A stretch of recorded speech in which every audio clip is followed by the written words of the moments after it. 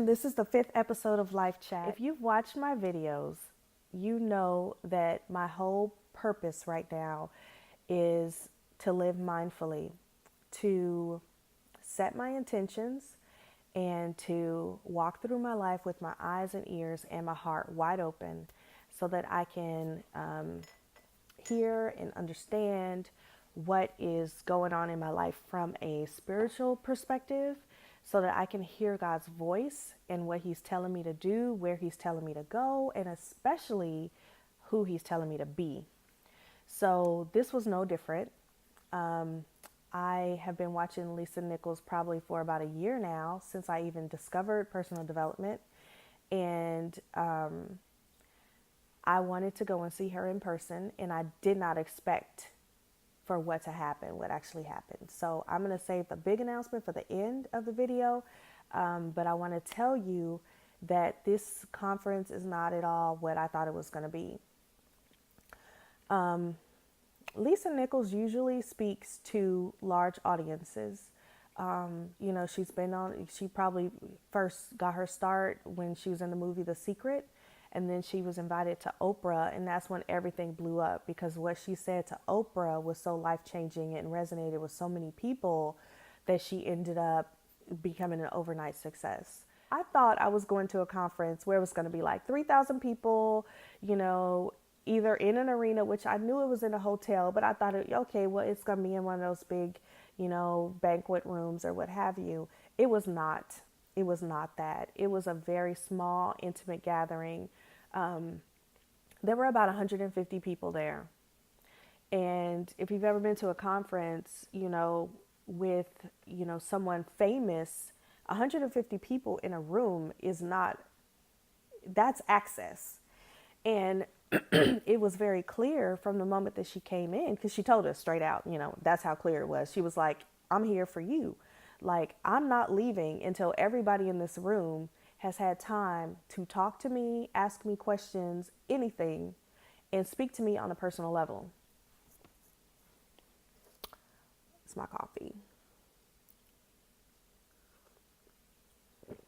I was like, ma'am, right? I was like, wow. And it wasn't an expensive conference at all. And I was thinking, this is what I came to? I'm thinking I'm going to go here and be in a room with this person and get some wisdom. I've watched her on YouTube. I've consumed every free piece of content that she's given. I've watched her masterclass with Mind Valley and Vishen Lakhiani. Actually, that was the very first Mind Valley masterclass I watched was Vishen and Lisa Nichols. And I'm thinking I'm going to be in the room with this person to just absorb what I've heard her say a million times, like to see it in person. Oh, no. No, this was intimate. I set my intentions before I came to this conference. I had the intention, as I often do, of going to the conference and coming away with action steps, things that I could immediately adapt into my life. Adapt or adopt? Immediately put into my life, okay? So that I can start to make changes that'll get me, just like I said, from who I am to who I want to be.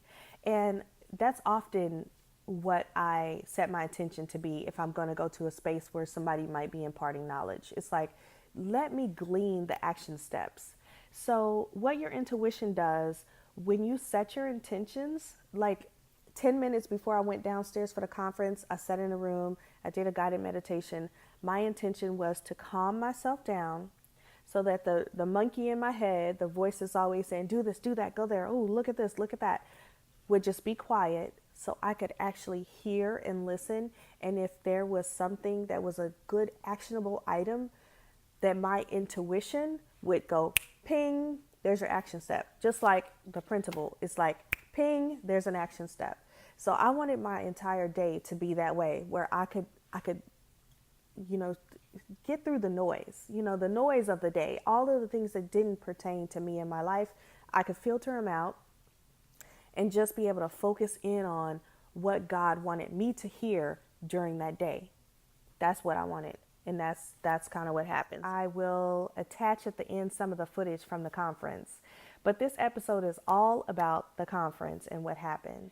Saturday morning, it was very clear that it was more of a lineup of speakers, and it was very clear that these speakers were like students of speaking who were given the opportunity to kind of, get their feet wet and, speak in front of an audience and really like get, the feel for being on stage and things like that.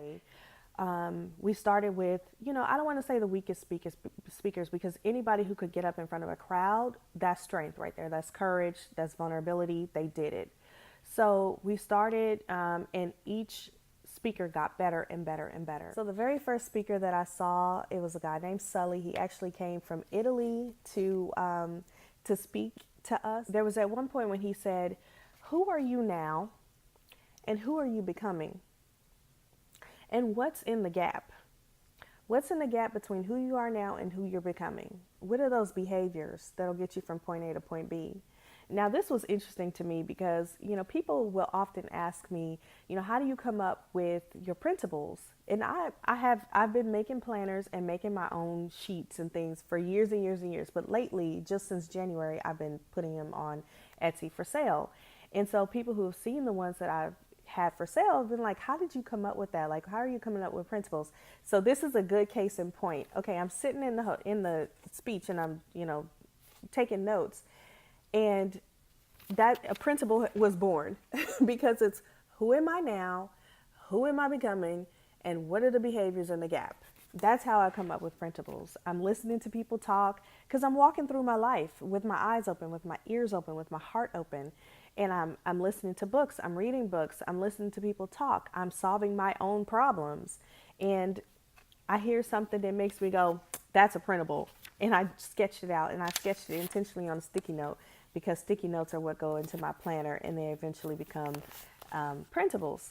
So you may see that somewhere in the personal development planner. You may see that, who knows, you may see that in the next version of the budget diary. We don't know. I mean, it's a good overall point for life to decide who you're becoming and to figure out what are the behaviors that'll get you there, and then just start walking through those behaviors.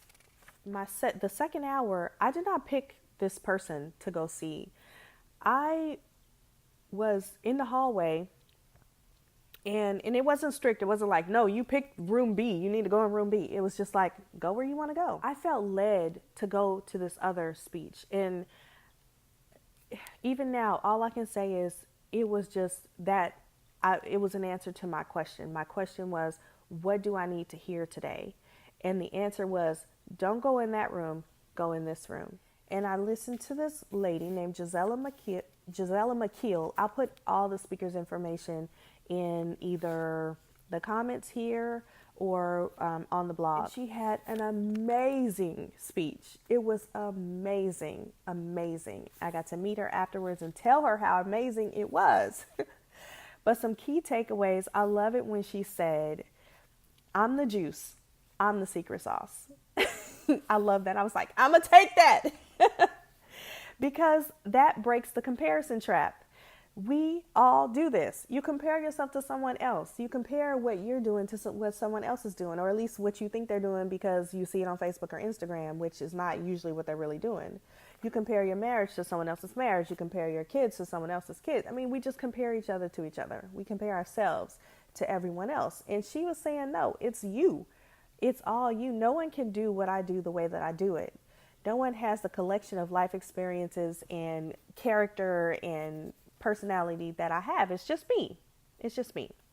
So I really like that because that just shows you like you are unique. What you have, no one else has. It gives you freedom to just be you because nobody else can be you. She asked us a question and I was not able to answer this. This really hit home. I think this is why this was a really valuable place for me to be and why I was led to go into this room because she said, who are you and what do you do?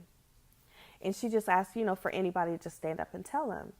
And, I'm one for volunteering, but I couldn't answer the question. I could not answer the question of who are you and what do you do? And the person next to me stood up and answered in very concise 2 sentences. And it was mind blowing But I could not answer that question, and that disturbed me because I'm like, if I felt like on the spot, like, because I got a lot of words, and I'm like, how do you summarize who you are and what do you do in like a sentence? So that was like a mirror in front of me that said, okay, you need to be able to answer this question soon. But she said to do what Christ does. She said, what did Christ do? In the Bible, he asked the disciples, he asked people he met. He said, who is it that people say that I am? Who do people say that I am? And she said, if you don't know, if you can't identify what your best traits are, what your purpose is, what you do well, and people see that you do well and people think that you do well, she said, ask someone else. Ask someone, who do you think I am? What do you think I do? And those people will be able to tell you what resonates with them. And that'll help you sift through everything else, sift through the noise. Like I said, I have a lot of words. I'm a whole person. I do a lot of things. But that'll help me identify what's actually resonating with people. So I thought that was incredibly valuable. I had to go out and meet my kids because they were coming back from grandma's house.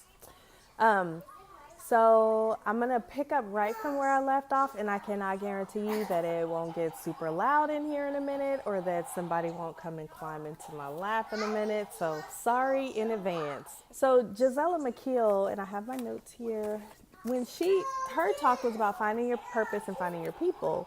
And one of her points that she made that really resonated with me is that she said, your people are not going to care about your fears. Your people are not going to care about your insecurities or your fears or your procrastination. Like, your people are waiting for you. The message that has been given to you, your purpose in life, that message is not for you. It's not for you to decide when you're ready to give it. It's for the people who need to hear it. So I thought that was a very strong point. And again, the action steps between identifying your purpose and living in your purpose, those action steps are going to be the bridge that gets you to your people. She was dynamic. It was awesome. Another talk that I wasn't planning to go to when I got there, and it was Cassandra Robertson, and the title was Trap Queen. And I'm not, I grew up kind of, inner city and suburb, but trap music, I could probably identify it if I heard it, but I was kind of like, that one's not for me or whatever. But at the last minute, I felt led to go and listen. And I said, let me see, maybe she's putting a spin on it. I don't know. And I'm so glad that I went to that particular talk. Look, I'm going to get real bougie real quick for you guys. So apparently there is a rapper or singer, I'm not sure, named Fetty Wap. And he has a song called Trap Queen, wherein he is talking about his ideal woman. I'm not sure. It seems a little bit like it's like a backhanded compliment. I'm not sure. And so Cassandra, she's an older lady. I think she said she was 61. And she started out by saying, this was so funny to me. She started by saying, I love Jesus. I love God. I love, the church. I'm all in the church. But I love me some trap music. And she started, singing it and dancing. And she was like, meet me at the trap. It's going down. And I was just like, what? And I'm thinking clutch my pearls, what am I doing in here? But she was so entertaining. She started out by really breaking down the lyrics of this Fetty Wap song, Trap Queen, and talking about what the trap is and what cooking pies meant in the hood and stuff like this. And I was just like, oh my gosh, what kind of song is this? They play this on the radio? He talking about cocaine? And she said, she hears people calling themselves trap queens all the time. And she said, let me tell you what a trap queen really is. And she broke down the song. She talked about the traps that we have in our lives, saying that procrastination is a trap. Fear is a trap. Anger is a trap. Because a trap is just a device that is designed to catch you and confine you. And so she ended up saying,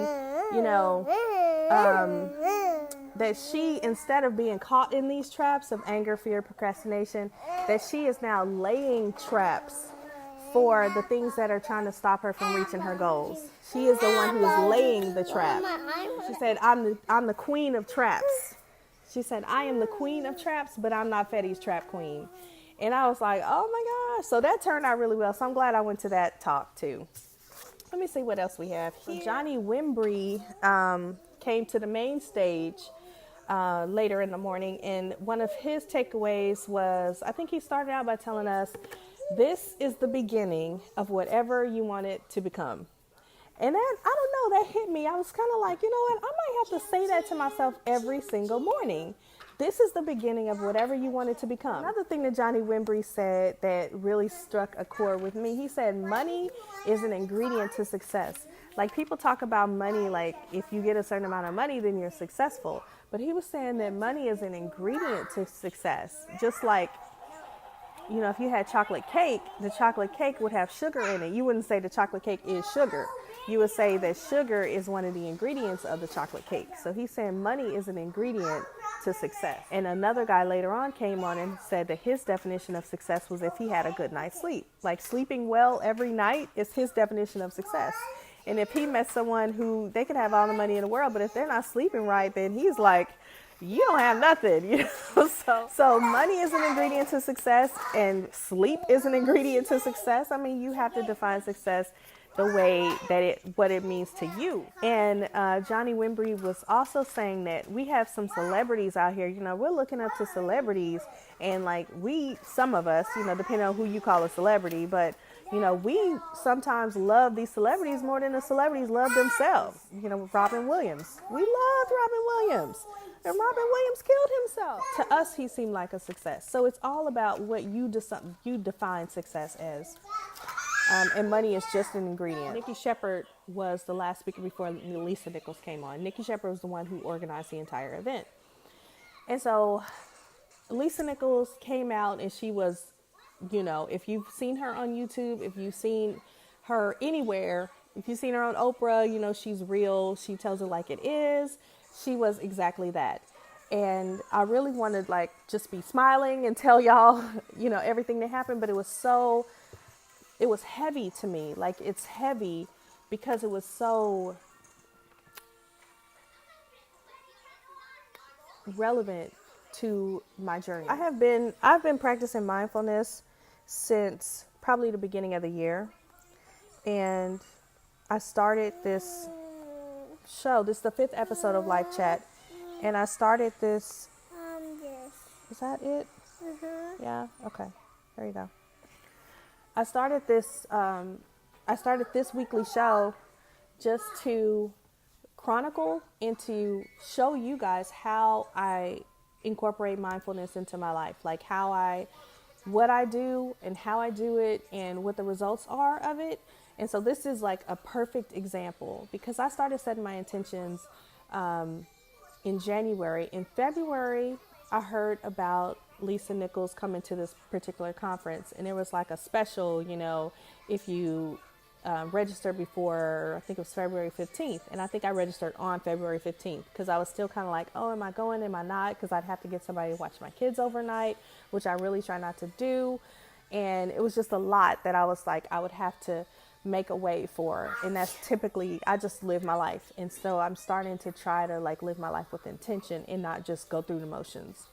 So I signed up for it. And since then, like since February up until June 1st, which is when the conference was, I was setting my intentions around this conference. I have 4 sticky notes on my bathroom mirror. I have more than that, but the 4 main sticky notes on my bathroom mirror related to Lisa Nichols are one, there's one that said June 1st, Lisa Nichols in Dallas, get ready. And so whenever I see that sticky note, I would practice my snap. She has something that she does where you introduce yourself. It's like you're clear, concise, and you introduce who you are and the results that you get from what you do. So your snap is basically something that we were practicing in case, because on YouTube, she'll call people onto the stage to do their snap, you know, to kind of teach you how to do it. And we were like, well, I don't know if she's going to do that, so we better practice. So me and a couple people from work, we were like practicing our snaps for 4 months, right?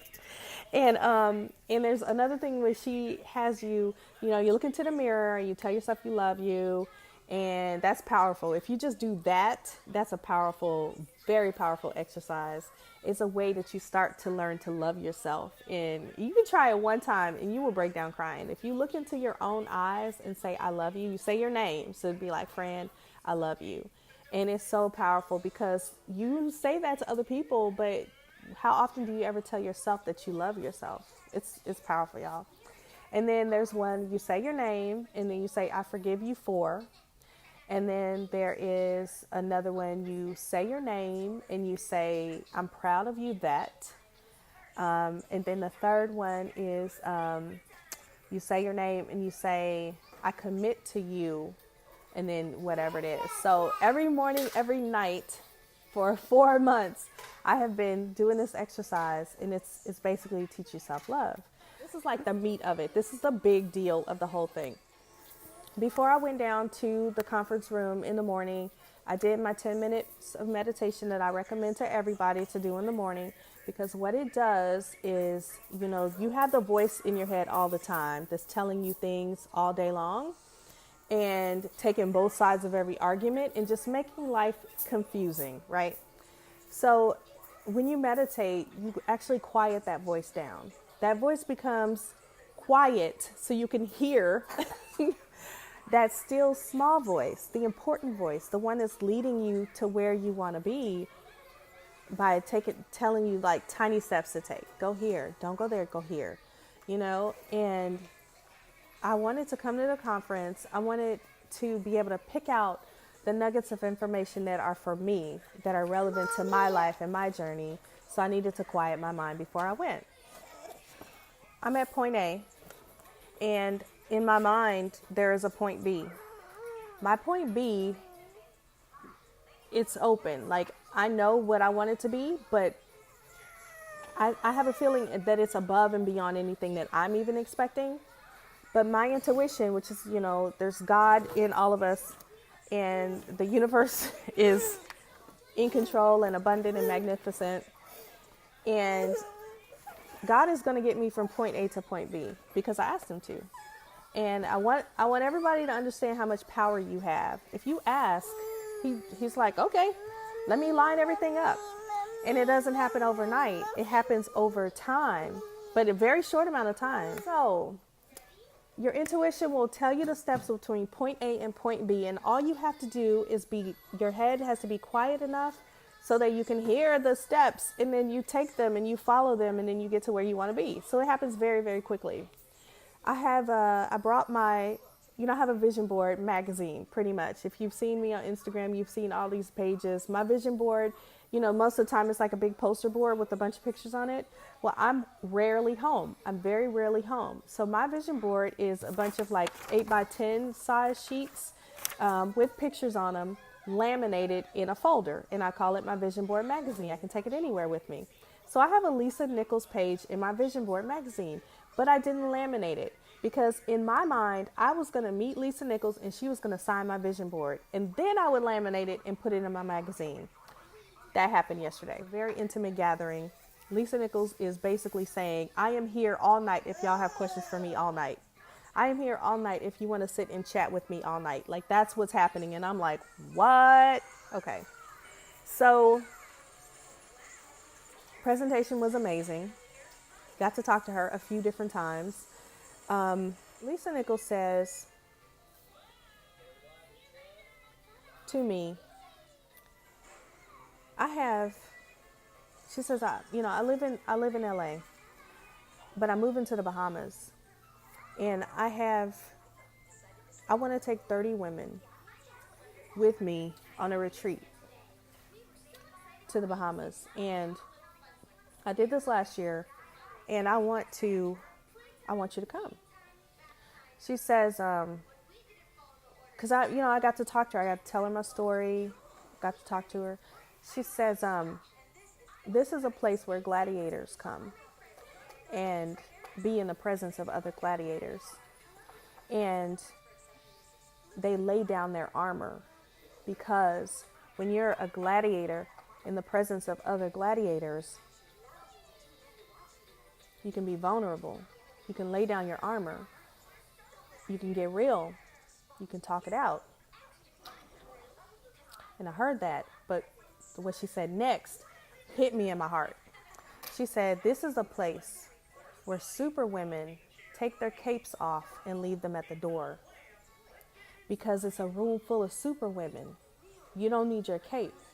We're going to get real. You take off the cape and we work through our stuff.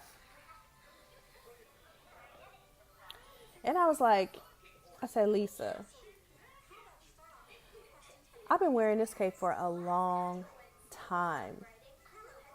I have been wearing this cape for a long time. And I told her, I said, I think this cape is welded to my back. Like, I don't even think I can get this cape off. And you know what she said to me? She said, and it was, you know how she's dramatic, right? It was a dramatic pause. She put her hand around me, or my, you know, around my waist, and she said, I can take it off. I was like, what? She's like, I'm going to take the cape off. And you're going to get real. You know what? I didn't have a bad childhood. I had a good childhood. I had a childhood just like everyone else. Where you have a childhood, it's good, but there's moments. There's moments that kind of leave a little bit of trauma, but overall you can't really blame anybody because that's what made you who you are. Okay, that's the kind of childhood I had. But because of that, I learned how to protect myself and how to be strong. I learned that if you don't talk a lot, then no one can tell you that you're wrong, and nobody can tell you that that you need to be quiet or anything like that. So I learned to be very quiet. And like I said, lately, since my midlife crisis, I've realized that I've been shy, but I'm not shy. I've just been shy, and I realized that was a self-protection mechanism. Okay. I was a good student. I had something to prove. So I had to prove that I could get straight A's. I had to prove that I could go to college. I had to prove that I could be a doctor. I had to prove a lot of stuff because I was trying to prove something to some one person who wasn't in my life, who I wanted to be in my life. But I figured if I met this person, they would say they were proud of me because of everything I accomplished. All right. Met the person. They didn't say that. Let's just say it didn't happen like that. It was like none of that happened. So that was another, thing, knocked off the list. I had to prove, because I was a doctor, I was a hospital doctor. I didn't have a relationship with the patients that were coming into the hospital, but I had to form a really close bond and a close relationship within like 30 minutes of meeting somebody, because 9 times out of 10, I had some really bad news I needed to tell them, and they needed to trust me. So I've been wearing this Superman cape for a long time, or Superwoman cape for a long time, because you can't be vulnerable. You can't make mistakes. You can't say, I don't know. As an African-American female physician, you cannot walk into a room and tell a patient you don't know. You better know. If you don't know, you better learn really quickly. So I've been wearing this Superman cape for a long time. Okay, I have difficulty in personal relationships. Okay, so I have been holding it down, trying to be strong. I don't know how to relate to a man. All right, I really don't, because I've been such a strong woman and nobody ever taught me how to be a strong woman and relate to a man in a relationship. Sorry, y'all. We hit the camera somehow. Dug down. So I've been wearing this Superwoman cape for a while, just trying to figure out how to be a good wife. And, my husband's in medical school. He lives about 6 hours away from us, 6 hours drive. And he went to medical school when the twins were, there's no music coming through there. The twins were 7 months old. And so effectively, I became a single mother. Of course, I'm not a single mother. I can't, and I'm not even going to say that because that's a whole other journey that I can't even pretend like I know what that's like, because I don't. My point is I have been wearing this Superwoman cape for a very long time. Like, I have been pretending to be perfect for decades. I have been pretending to be perfect because I'm not perfect, but I felt like I was expected to be perfect. So I have been trying to hold it down for myself, hold it down for a whole lot of other people. I am, in general, a people pleaser. And like I said, that's also for self-preservation. And I would sacrifice my own happiness and my own comfort to make other people feel better, to keep the peace. Okay? To keep the peace. I learned that in childhood. And that's part of my Superman cape. That's part of my cape that I've been wearing, trying to hold it down for everybody. So for this woman to me. She was right here, y'all. I'm a little bit taller than her. She was right here. She was holding on to me. And she said, I'm going to take your cape off. You are going to be in this room. It's only 30 of us. We're going to keep it real, and you're going to let all of that out. I didn't cry. I wanted to cry. I didn't cry because I'm a superwoman, right? You know? But I'm sitting here like, she's going to disarm me. All the armor that I know how to put up, all the shields, everything that I know how to put up to deal with the world, she's going to disarm me.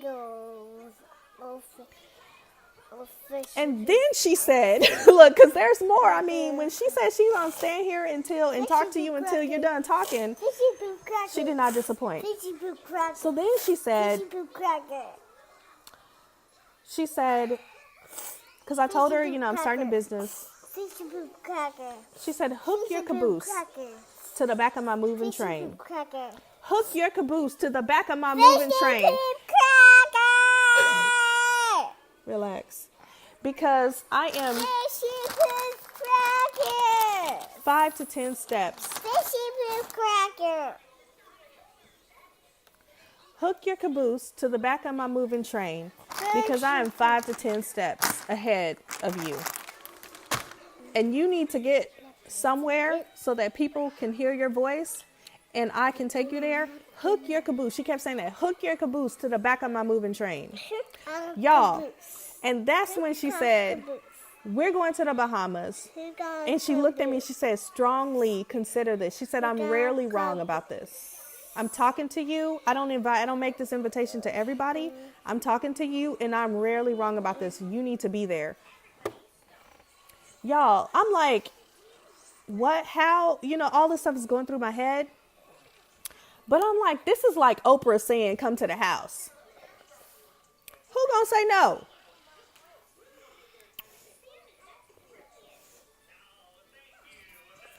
Who gonna say no?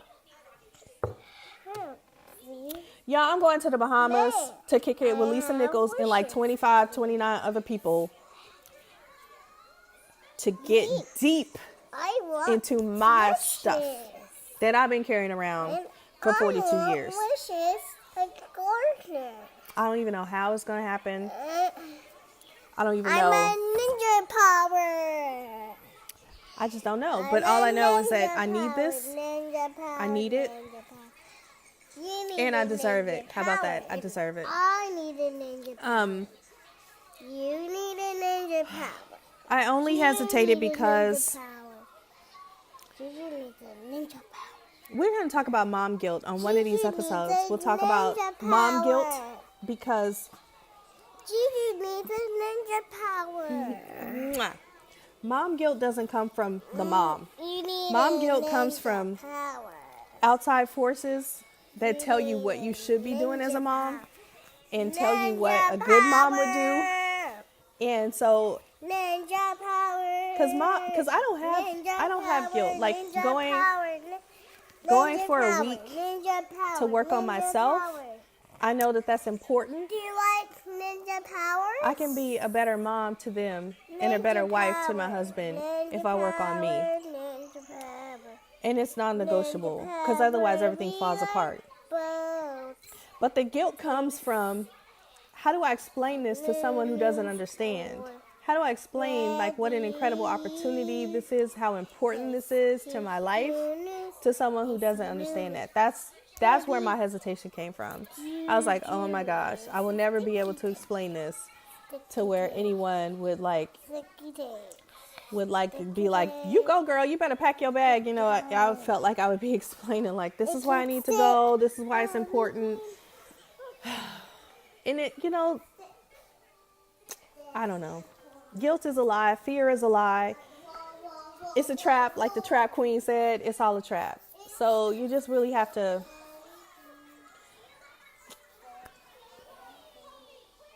my whole point in telling you this story is to show you how, if you're mindful, the things start to line up.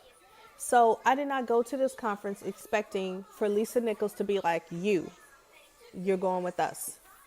I'm grateful, But I didn't go there. I even told her that. I said, when I came here, I expected to, at the most, have you sign my vision board. Like that, I would have been happy walking away with you signing my vision board. I did not expect to be personally invited to join the tribe, to come on this retreat. I did not expect that. But in my heart of hearts, I know that when I set my intentions to say, this is my point A, and this is going to be my point B, that this is the universe. This is God saying, this is another step. Take this step.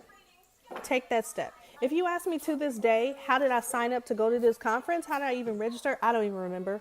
I don't even remember how I got to the page to register for this thing. But that was a step. It popped up on my screen somewhere. And it's like, take this step. And I saw it and I said, that's Dallas. I can drive to Dallas. I have to make some moves. I have to ask for help. You know, I have to ask for help for someone, for, you know, my parents to watch the kids overnight. But I'm going to make it happen because this is a step. That step led to, I thought this conference was like 3,000 people. It turned out to be 150 people. That was a step. I got to spend some time, some very quality time with Lisa Nichols, for her to personally invite me to a retreat with her and just a few other people. That's another step. The universe is lining up the steps. If you are listening, if you quiet your mind through meditation, if you pray and ask for what you want, and then you quiet your mind, because when you're quiet, you hear the answer. When you pray, you're asking, you're doing the talking. When you meditate, you're listening. You're listening, and you don't have the answer while you're meditating. Most of the time, you don't hear anything, you don't feel anything while you're meditating. But when you get up and start living your life, that's when you get all the green lights. That's when the clues start to pop up, and it tells you, like, take this step, take that step, take this step. You know, my real life has nothing to do with that mask that I wear at work. And I'm sure that you can relate, because your real life probably has nothing to do with the mask that you have to wear at work. So this is my real life. And I decided finally, after all these years, to let people come in and see what really happens behind the scenes, because they think I'm perfect and I'm not perfect. And I'm not pretending to be anymore. So I'm not pretending to be. I'm not pretending to be. Bye. Even the part of you that you didn't know to be. Because you couldn't have told me 20 years ago that I'd be this person, John. There's no way. There's no way. I was looking at what I was climbing out of. I had no idea what I was climbing to. Hello? Yes. Hello? Right? Hello? You couldn't have told me. I simply wanted to give Jelani a better life. People in a tribe is the griots. Now, the king and queen, they're the most feared. Make it clear. Hello. Let's make the distinction. Do you want to be feared, or do you want to be revered? Wow. But the person that's revered is the griot, because the griot is the storyteller of the tribe. Yes. It's in your story that I'm going to find my breath. Yes. I'm not extraordinary, y'all. I did this, I got here because I was Jelani's mama. And I got tired of being broke and broken. I said, I want to go and inspire the word. Because I want to pay my own daggone bills. I want to get off EDT. I don't want WIC. I'm tired of pasta and cheese. And I want to feed my own baby. And I want to go to the ATM and have enough money. I got here because I wanted to be my own rescue. Yes. And then when I found my breath, then I can invite you to find your breath. Yes. Your life doesn't belong to you. Right. That's too small. It's too small. I'm not minimizing who you are, but it's too small. If it just belongs to you, it's too finite. You're one person. Yes. But if your life belongs to everybody that can cross your path, and in the crossing of your path, they can be inspired to be a greater man. Yes. To be a greater young man. To be a greater woman. Then your life is infinite, brother. Your life becomes about how many people can I touch as they cross my path at the grocery store, at the car wash. How many people can I love? How many people can I show that they're in the right place at the right time? All of a sudden it just becomes a game. How many can I touch? How many can I fire? How many can I? How rapid can I become? All of a sudden, it becomes so much bigger than you. I just stopped by and asked, can you give yourself yourself permission to be wrong. Yes. That non-negotiable. Like, can you realize that when people say, oh, you always playing out the box, they just put you in a box. And your new response is, I don't play out the box. I don't have a box. I play the universe. I need all that space. I wasn't ever created as normal. Because normal means that I'm going to abide by the rules you set upon me. No. I'm a unique, unrepeatable Miracle. I'm a unique, unrepeatable Miracle. You are a unique, Unrepeatable miracle. And you're supposed to disrupt this planet while you're here. You're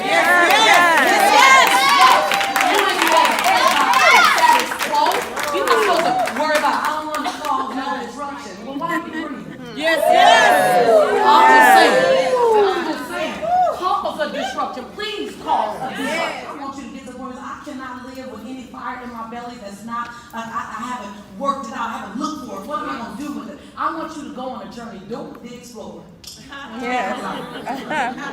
my life, right, Diane? You've been turning on the life for a while with me. Wow. I want you to go door to explorer. What happens?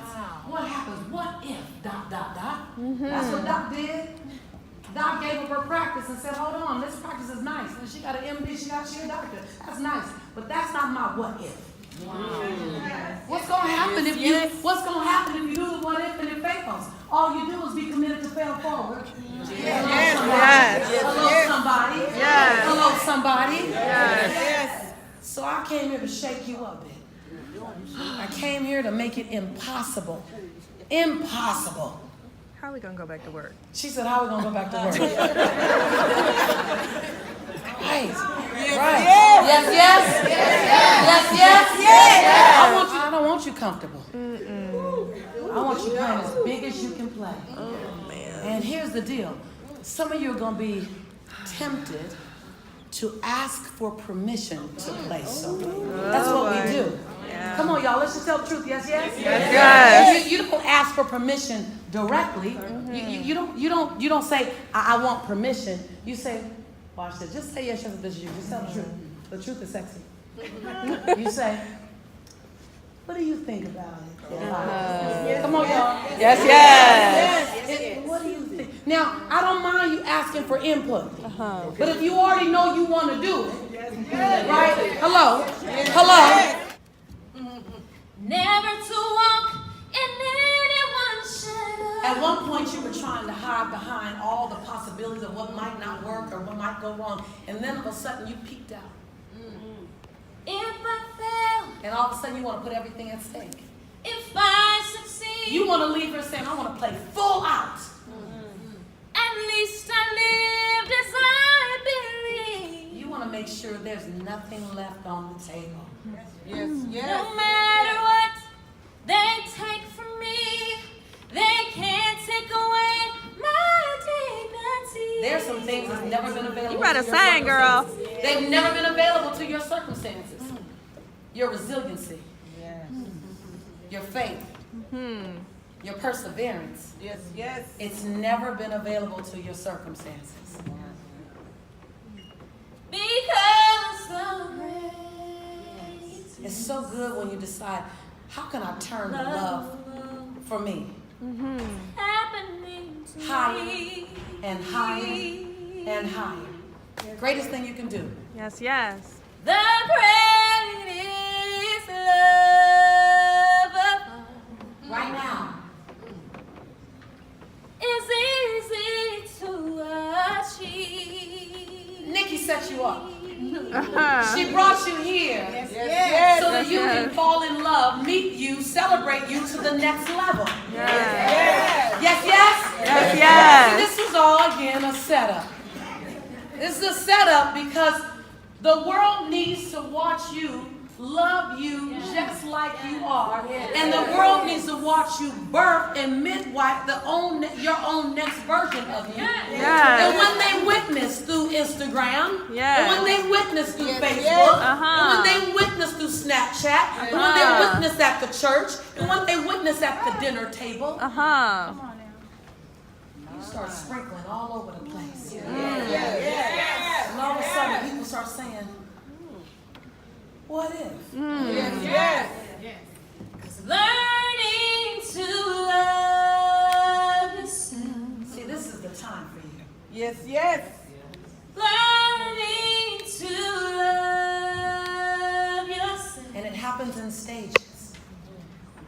But it's always the greatest. Learning to love It's always the sweetest. yourself. It is the greatest. Come on, y'all. Love. We always talk about falling in love with somebody else. We make love so romantic. And I mean, it's nice. But you always gonna be with you. Yes. At some point in time, I don't care how long you've been locked down, you always we gonna make the long haul. But there's one relationship you ain't ever got to question. And then from that love, you become a spillover. All of a sudden, you become a water fountain to love other people. See, it wasn't until I fell madly in love with Lisa. And then from that, Regina, from that, Veronica, from that, then I could serve up the possibility and the opportunity of love to you because I'd already fallen in love with me. Yes. See, I'm stronger. Yes. I'm wiser. See, you have no idea how you get to morph and become. Better. See, these colors, So much better. you may have just started with purple. You didn't even know pink was coming. So You started with a rose. You had no idea there was a bouquet coming. And it wasn't in the rose being the rose. stronger. It was in the challenge that the bouquet was born. Yes. Wiser. You're not who you used to be. Yes. Better. And who you used to be was amazing. So much better. But man, look at you now. Yes. When I look back over all you brought me through. You were made for such a time as this. Stronger. We talk about the problems of the world. Why is it that the problems of the world exist at the same time you're born? Because you're the solution, John. So much better. This is that day, that rebirth day. This is your day. Yes. Now don't get caught up in your resume. Hello? Sometimes you get distracted by your resume. You get distracted by your bio. You've heard it read one time too many. Hello, somebody. Hi. Hello. Don't get caught up in that. See, your resume, your bio, it doesn't mean anything. It's your future. Oh. That means something. Who are you becoming? Yes. Karen, who are you becoming? Janita, who are you becoming? Ann, who are you becoming? Kevin, who are you becoming? And how can I count on you to make me want to tippy toe? Because I crossed your path. How can I count on you to make me want to be a better woman? Because I was in proximity of you. Live or on YouTube. You are powerful, and you've got something to say. Your voice The matters. world They need to hear your voice. needs to hear your voice. You've always been powerful. You are You're powerful. You got something to And say. you got something to say. And you can't The keep it to world yourself. You can't keep it to needs yourself. to hear your voice. Your voice belongs to the world, not you. Get on the track. Yes. Discover your voice. Get on the track. You're the vessel. To own your voice. Get on the track. Do what you gotta do. To use your voice. Do the work. world Do the curls. needs to Right? hear your Right? voice. Do the push-ups. Do the squats. Do everything you have to do, the personal development. Because the world, keep your goal in mode. It doesn't move. But it has to be a really high goal. It's not a goal of making 100,000 or $1 million in a year. That's not big enough. Purpose is I want to have impact. I want to serve children. It's big, right? So keep your goal in mode. Keep your plan in sand. always keep the plan in sand. Most businesses fail because they're too attached to their plan. That's The good. reason why a lot of my colleagues in 2009, 10, and 11 went out of business is because they had one way of doing business, and the economy called for another way. Does that make sense? Yes. Now, you didn't know they went out of business because they kept marketing that they was in business. Right. But I went to dinner with them and paid.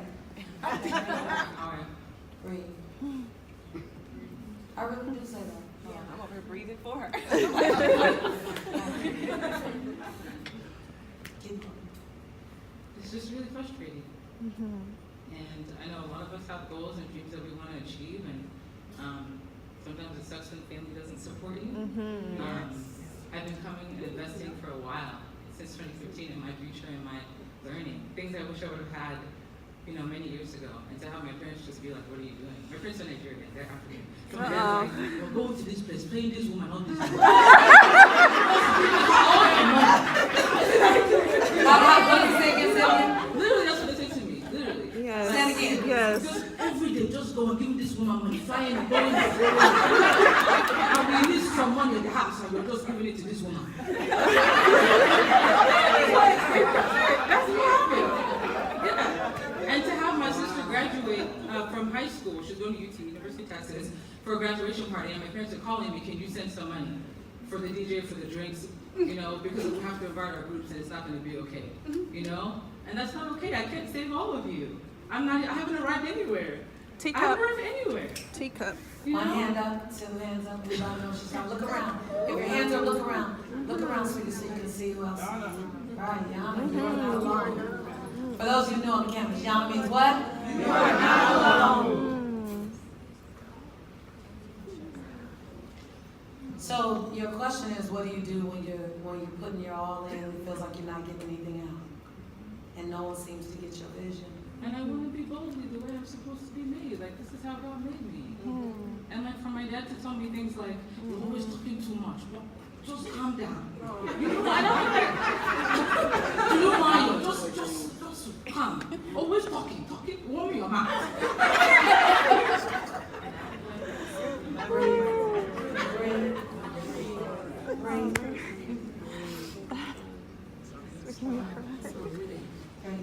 You're beautiful. Your voice matters. Yes. So let me, I'm gonna let them rub on you and I'm gonna give you some closure. May I? Yes. Okay. Because you came to me last night and I saw it in your eyes.